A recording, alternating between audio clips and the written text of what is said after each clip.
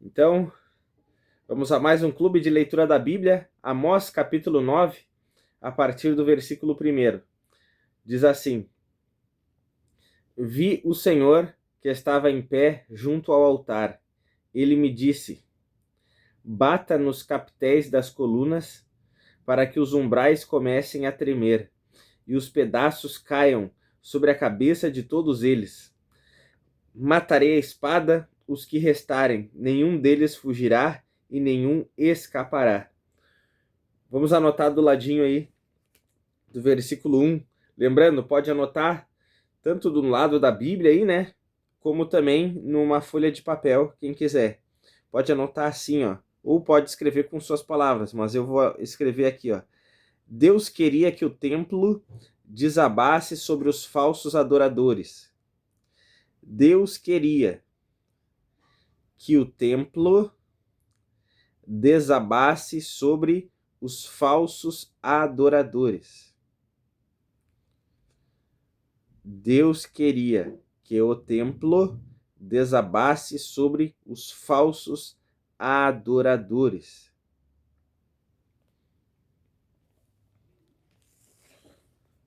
Lembrando, né?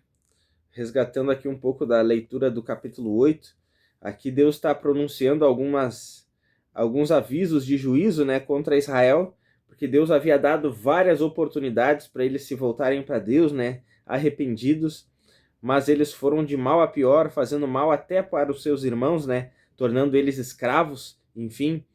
Então, por isso que Deus está falando de forma mais veemente aqui, ok? Versículo 2. Ainda que cavem para chegar ao mais profundo abismo, a minha mão os tirará de lá. Se subirem ao céu, de lá os farei descer. Pode sublinhar, vamos sublinhar todo esse versículo 2 aí. Vamos sublinhar todo esse versículo 2. Do ainda que cavem, ok? E até farei descer. Sublinha todo esse versículo 2. Agora, versículo 3. Se eles se esconderem no alto do Carmelo, sublinha alto do Carmelo. Alto do Carmelo, sublinha. Irei atrás deles e de lá os tirarei. Pode sublinhar também, de lá os tirarei. Sublinha, de lá os tirarei. E caso se ocultarem dos meus olhos no fundo do mar, ali darei ordem à serpente e ela os morderá. Pode sublinhar também, ó, no fundo do mar, ali darei ordem à serpente e ela os morderá. Sublinha tudo isso. Se forem levados para o cativeiro, sublinha cativeiro, pelos seus inimigos, ali darei ordem à espada e ela os matará. Porei os meus olhos sobre eles para o mal e não para o bem. Sublinha aí, ó. Darei ordem à espada até o final do versículo. Pode sublinhar.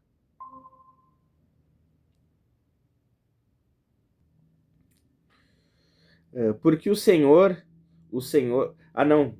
Desculpa. Do versículo 2 até o 4, vamos anotar do lado aí, ó. Vamos anotar, ó. Deus não deixaria ninguém escapar do seu juízo. Deus não deixaria ninguém escapar do seu juízo. Do versículo 2 ao 4 a gente escreve isso do ladinho. Deus não deixaria ninguém escapar do seu juízo. Deus não deixaria ninguém escapar do seu juízo. Versículo 5. Porque o Senhor dos exércitos, é o que toca na terra e ela se derrete, e todos os seus moradores estarão de luto. Toda a terra subirá como o Nilo e abaixará como o rio do Egito. Deus é o que edifica as suas câmaras no céu e firmou a sua abóbada sobre a terra. Ele é o que chama as águas do mar e as derrama sobre a terra. Senhor é o seu nome. Versículos 5 ao 6, pode anotar assim, ó. O Deus Criador e Onipotente está em juízo. O Deus Criador e Onipotente está em juízo. O Deus Criador e onipotente está em juízo. O Deus Criador e onipotente está em juízo. Versículo 7. Versículo 7. Filhos de Israel, não é verdade que vocês são para mim como os filhos dos etíopes? Sublinha isso, ó. Vocês são, sublinha Israel, e depois sublinha, vocês são para mim como os filhos dos etíopes. Sublinha isso. Diz o Senhor, não é fato que eu tirei Israel da terra do Egito, os filisteus de Caftor e os sírios de Quir? Pode sublinhar, ó. Eu tirei Israel até o fim do versículo, tá? Eu tirei Israel da terra do Egito, sublinha tudo isso, e também os filisteus de Caftor e os sírios de Quir, sublinha tudo isso.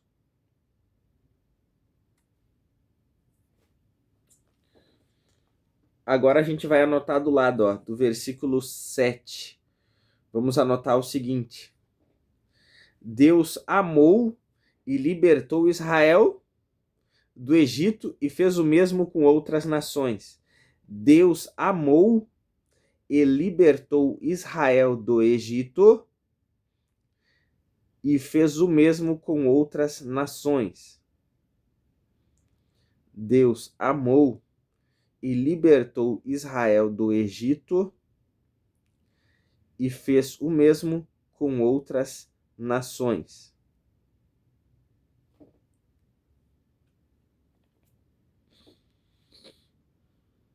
Deus amou e libertou Israel do Egito e fez o mesmo com outras nações. Versículo 8. Versículo 8.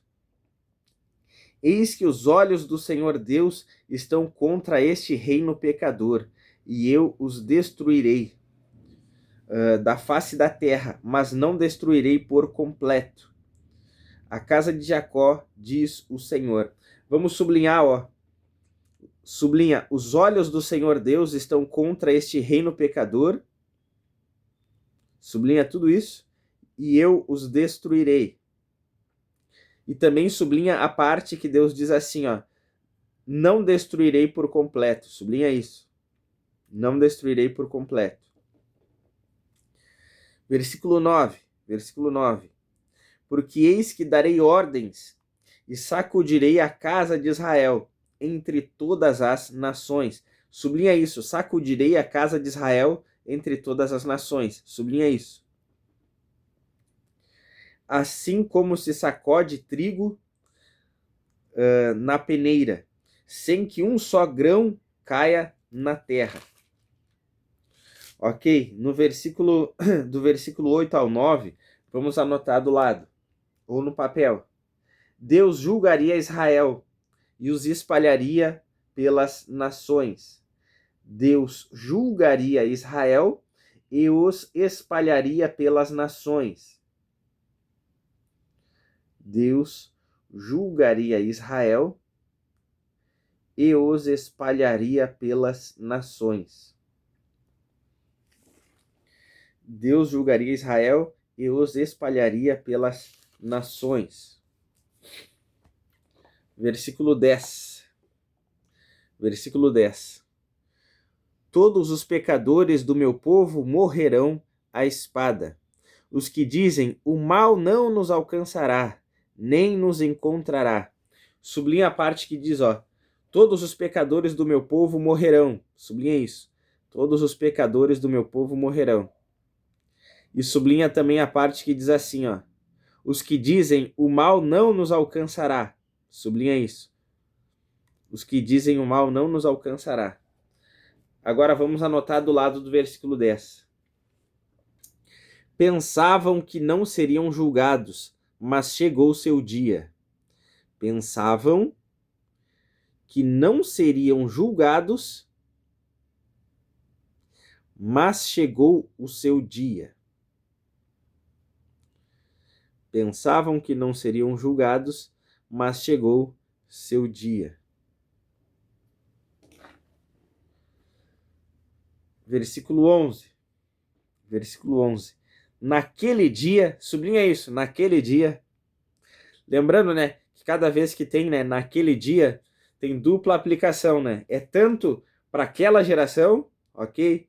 Um juízo específico para aquela geração, como também está falando do juízo final na segunda vinda de Cristo, tá bom? Então, esse naquele dia tem essas duas aplicações.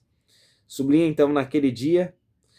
Agora, levantarei o tabernáculo caído de Davi, vou reparar as suas brechas e levantá-lo das suas ruínas. Vou restaurá-lo. Sublinha tudo isso que a gente leu até aqui. Levantarei o tabernáculo caído de Davi, vou reparar as suas brechas e levantá-los das ruínas, vou restaurá-lo. Sublinha tudo isso. Para que volte a ser como era nos dias da antiguidade, para que o meu povo tome posse. Sublinha isso, para que o meu povo tome posse. Para que o meu povo tome posse, sublinha isso. Do restante de Edom e de todas as nações que são chamadas pelo meu nome. Sublinha de todas as nações, sublinha isso. De todas as nações. Diz o Senhor, que faz estas coisas. Vamos anotar do lado aí, ó, versículo 11 e 12. Deus restaurará o templo e todo Israel. Deus restaurará o templo e todo Israel. Deus restaurará o templo e todo Israel. Deus restaurará o templo e todo Israel. Versículo 13. Eis que vem dias, diz o Senhor. Pode sublinhar, vem dias. Sublinha isso, vem dias. Eis que vem dias, diz o Senhor, em que o que lavra virá logo após o que colhe, e o que pisa as uvas virá logo após o que lança a semente. Os montes destilarão vinho, e todas as colinas se derreterão. Sublinha essa parte, ó. O que lavra virá logo após o que colhe, sublinha isso. E também, e o que pisa as uvas virá logo após o que lança a semente. Sublinha tudo isso. Sublinha também a parte que diz, os montes destilarão vinho. Sublinha isso também. Agora vamos anotar do lado do versículo 13. A terra fértil produzirá muito rápido seus frutos. A terra fértil produzirá muito rápido seus frutos.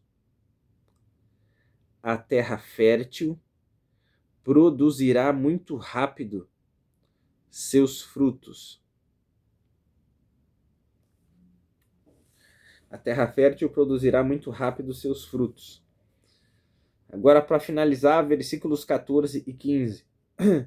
Mudarei a sorte do meu povo de Israel, eles reedificarão as cidades destruídas, e nelas habitarão.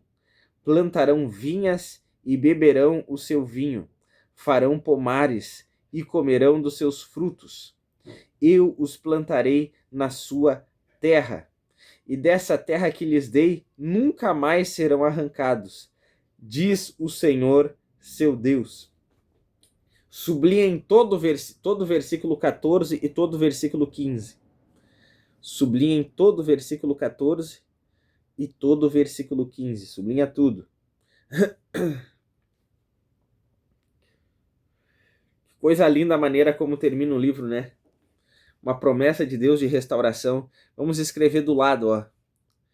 Israel reedificará suas cidades e viverá em abundância e delícias. De novo. Israel reedificará suas cidades. Israel reedificará suas cidades. Israel reedificará suas cidades e viverá em abundância e delícias. E viverá em abundância e delícias. Israel reedificará suas cidades e viverá em abundância e delícias. Ok, agora a gente vai ler aquilo que nós anotamos, sublinhamos. Vamos ver, lá no versículo 1 do capítulo 9, versículo 1. Deus queria que o templo desabasse sobre os falsos adoradores. Então, a gente escreveu isso, né? Porque ali no versículo 1, no início, o Amós diz assim, ó, viu o Senhor que estava em pé junto ao altar. Aí lá embaixo, no final do versículo, ele diz, os pedaços caiam sobre a cabeça de todos eles, matarei a espada os que restarem. Enfim, nenhum escapará. Aqui a gente vê que Deus tinha dito para ele bater ali numa parte das colunas do templo e que pedaços do templo caíssem, né, sobre a cabeça das pessoas lá. Muito forte isso, né? Mas é aquilo que eu já falei. É aquilo que eu já falei anteriormente. Que quando Deus fala coisas fortes desse jeito, não é porque ele está estressado, não é porque do nada, né, ele dormiu com os pés destapados, como a gente fala, né? Primeiro que Deus nem dorme, né? E segundo, né, que Deus não desconta a sua ira com pessoas que não têm nada a ver. Deus, ele é completamente justo. Cada vez que a gente vê na Bíblia Deus falando algo muito forte, né, como nesse sentido aqui, sempre há um motivo justo por trás, ok? É porque as pessoas fizeram algo muito grave. E nós vimos, né, anteriormente ali que aqueles que eram mais favorecidos financeiramente falando, estavam comprando seus irmãos como escravos, né, estavam explorando eles. Aqueles que morriam de fome, né, estavam sendo explorados por aqueles que tinham mais condições. Enfim, isso é uma das coisas, né, sendo que tinham outras coisas bem graves também que eles estavam cometendo. Só que a gente vê, né, que em tudo isso, né, o povo fazia o mal, só que eles não deixavam de congregar. Entende? Eles iam ao templo lá e adoravam a Deus, falavam aleluia, glória a Deus. Só que quando saíam de lá, eles cometiam coisas terríveis, entendem? Então eles eram falsos adoradores, ok? Porque nós já vimos, nós já aprendemos que a adoração para Deus não é só o nosso cântico, a nossa dança, as nossas palmas, nossos dízimos e ofertas no momento do culto.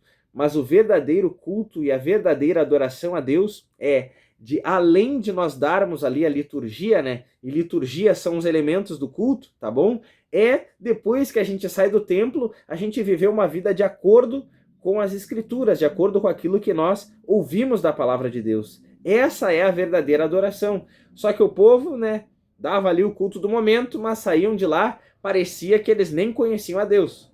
Lá dentro, né, do templo, eles viviam como se aparentavam serem os mais santos, mas quando saíram, né, quando saíam do templo, eles viviam como ateus e como satanistas, né, de tão maus e perversos que eles eram. E é por isso que Deus diz para Amós, ó Amós, bate aí nas colunas e que esse templo desabe sobre os falsos adoradores, né? Isso é muito forte. Mas Deus não suportava mais aquela falsidade, né, na adoração do seu povo.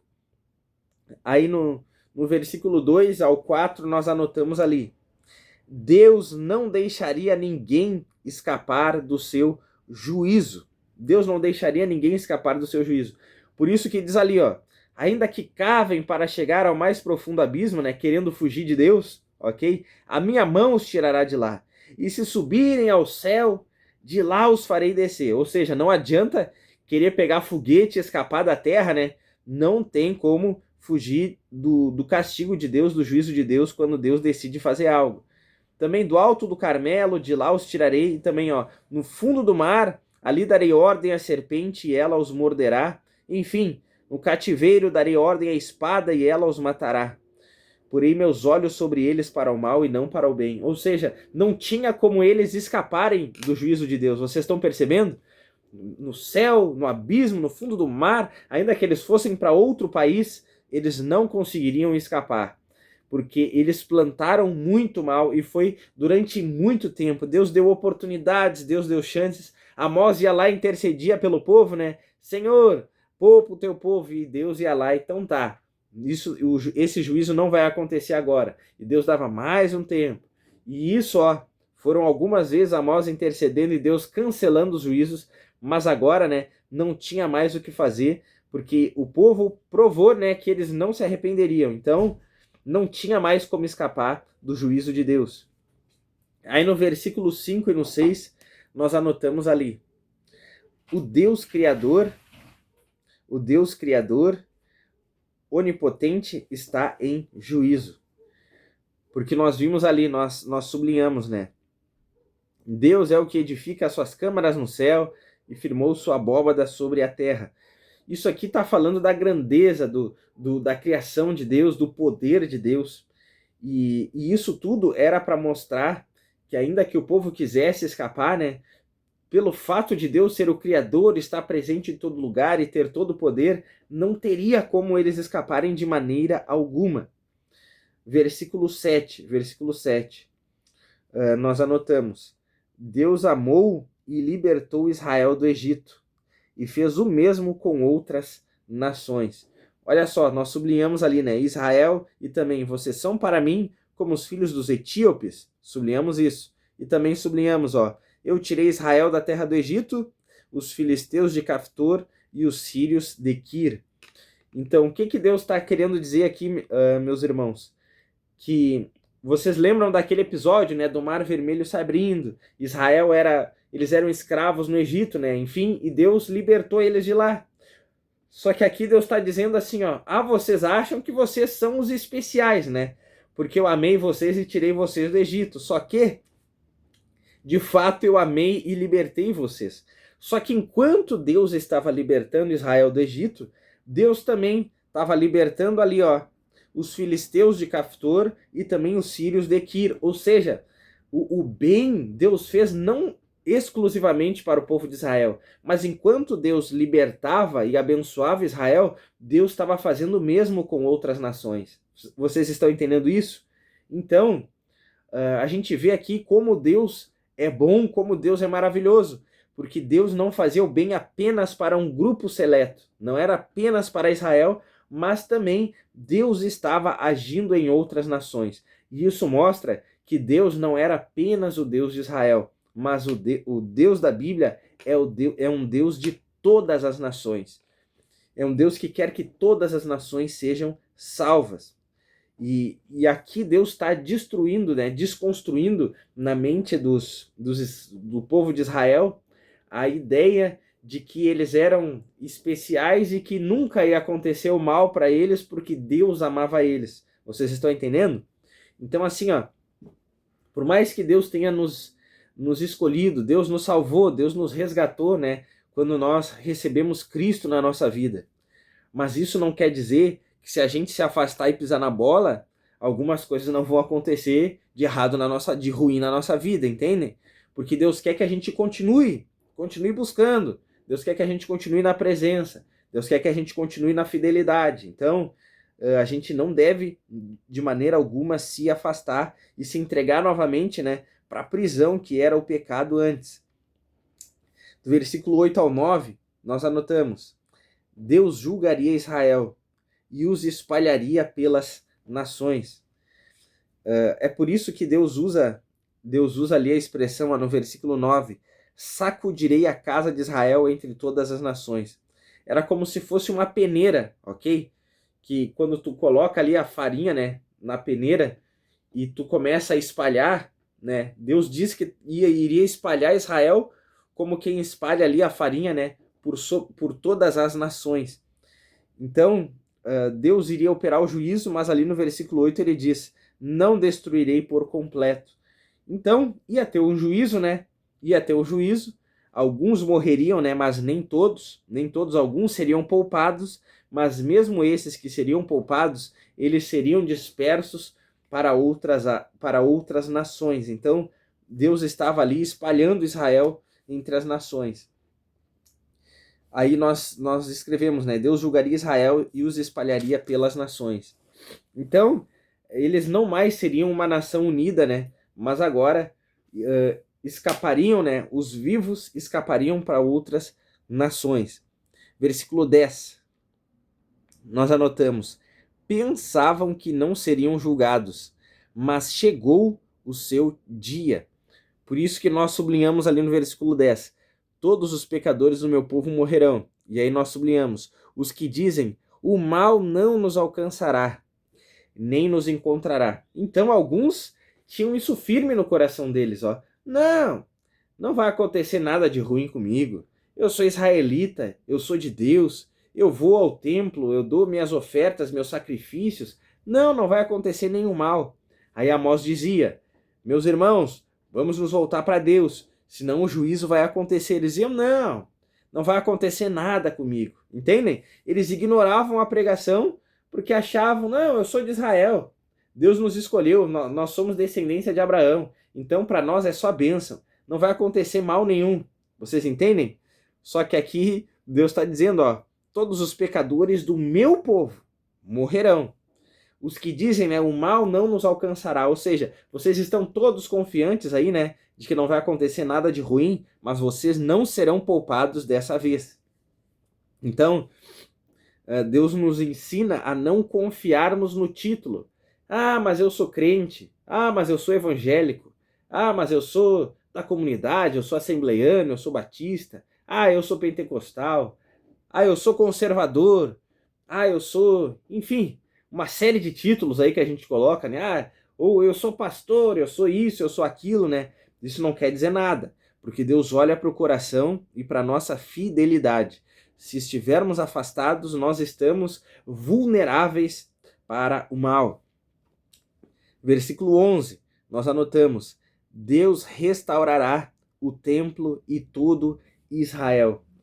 Então aqui vira, né, a fala do Senhor, depois de várias ameaças, depois de vários avisos, né, de juízos que teriam, Deus também mostra que futuramente ele restauraria Israel.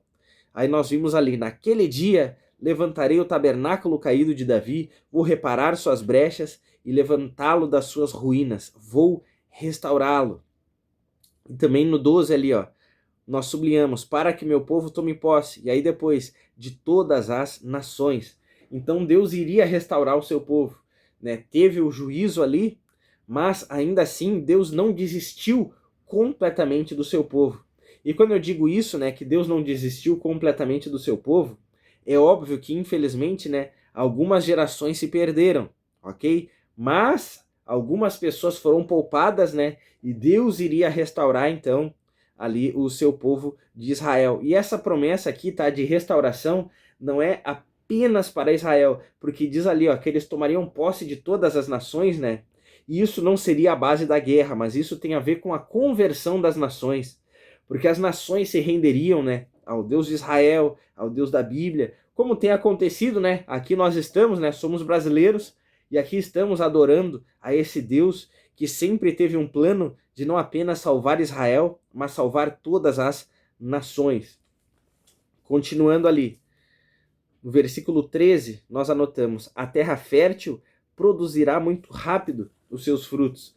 Porque ali nós sublinhamos, ó, vem dias, o que lavra virá logo após o que colhe, e o que pisa as uvas virá logo após o que lança a semente.